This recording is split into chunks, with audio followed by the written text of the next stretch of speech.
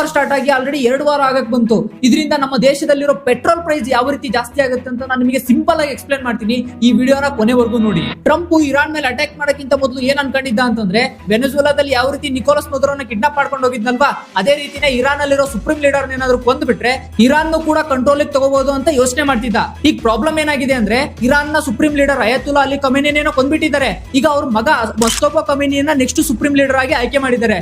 ಅಯತುಲ್ಲಾ Ali ಖಮೇನಿಗೆ compare ಮಾಡಿದ್ರೆ ಈಗೇನು ಹೊಸದಾಗಿ ಸುಪ್ರೀಂ ಲೀಡರ್ ಆಗಿದ್ದಾನಲ್ವಾ ಅವ್ನ ಮಗ, ಅವನು ತುಂಬಾ ಹಾರ್ಡ್ ಲೈನರ್ ಇದ್ದಾನೆ. ಅವನೇನ್ ಯೋಚನೆ ಮಾಡ್ತಿದ್ದಾನಂತಂದ್ರೆ, ನಮ್ ತಂದೆ ಏನೋ ಈಗ ಈ ನ್ಯೂಕ್ಲಿಯರ್ ವೆಪನ್ ಡೆವಲಪ್ ಮಾಡ್ಲಿಕ್ಕೆ ಸ್ವಲ್ಪ ಹಿಂದೇಟ್ ಆಗ್ತಿದ್ರು, ಇವ್ರೀಗ ಹಾರ್ಡ್ ಲೈನರ್ ಜಾಸ್ತಿ ಆಗಿರೋದ್ರಿಂದ ಮತ್ತೆ IRGC ಸಪೋರ್ಟ್ ಇರೋದ್ರಿಂದ ಇವ್ರು ಏನೇ ಆದ್ರೂ ಕೂಡ ಈ ನ್ಯೂಕ್ಲಿಯರ್ ವೆಪನ್ ನ ಡೆವಲಪ್ ಮಾಡೇ ಮಾಡ್ತೀನಿ ಅಂತಾನು ಕೂಡ ಹೇಳ್ತಿದ್ದಾರೆ. ಇದರಿಂದ ಏನಾಗುತ್ತಂತಂದ್ರೆ, ಅಮೆರಿಕ ಜೊತೆಗೆ ಇಸ್ರೇಲ್ ಸೇರ್ಕೊಂಡು ಇರಾನ್ ಮೇಲೆ ಅಟ್ಯಾಕ್ ಮಾಡೋದನ್ನ ನಿಲ್ಸದೇ ಇಲ್ಲ. ಈಗ ನೀವು ರೀಸೆಂಟ್ ಆಗೂ ಕೂಡ ನೋಡಿರ್ಬೋದು, ಏನಂತಂದ್ರೆ ಈ ಇಸ್ರೇಲ್ ಮತ್ತೆ ಅಮೆರಿಕ ಸೇರ್ಕೊಂಡು ಇರಾನ್ ಅಲ್ಲಿರೋ ಆಯಿಲ್ ಸೆಂಟರ್ ಮೇಲೆ ಅಟ್ಯಾಕ್ ಮಾಡ್ತಿದ್ದಾರೆ. ಆಯಿಲ್ ಸೆಂಟರ್ ಮೇಲೆ ಅಟ್ಯಾಕ್ ಮಾಡ್ತಿದ್ದಾರೆ ಅಂತಂದ್ರೆ ಏನರ್ಥ ಹೇಳಿ, ಜಗತ್ತಲ್ಲಿ ಕ್ರೂಡ್ ಆಯಿಲ್ ಪ್ರೈಸ್ 100% ಜಾಸ್ತಿ ಆಗೇ. ಅದಕ್ಕೇನೆ ನೀವು ನೋಡಬಹುದು, ಕೇವಲ 2 ವಾರದಿಂದ ಒಂದು ಬ್ಯಾರಲ್ಗೆ $60-70 ಇದ್ದಿದ್ದ ಕ್ರೂಡ್ ಆಯಿಲ್ ಪ್ರೈಸ್ ಇವತ್ತು ಆಲ್ರೆಡಿ $100 ಟಚ್ ಆಗಿದೆ. ಇದರಿಂದ ಏನಾಗುತ್ತಂದ್ರೆ, ನಮ್ಮ ಭಾರತದ ಎಕಾನಮಿ ಅಂದ್ರೆ ನಾವು ಇಂಡಿಯನ್ಸ್ 90% ಕ್ರೂಡ್ ಆಯಿಲ್ ನ ಬೇರೆ ದೇಶಗಳಿಂದ ಇಂಪೋರ್ಟ್ ಮಾಡ್ಕೋತೀವಿ.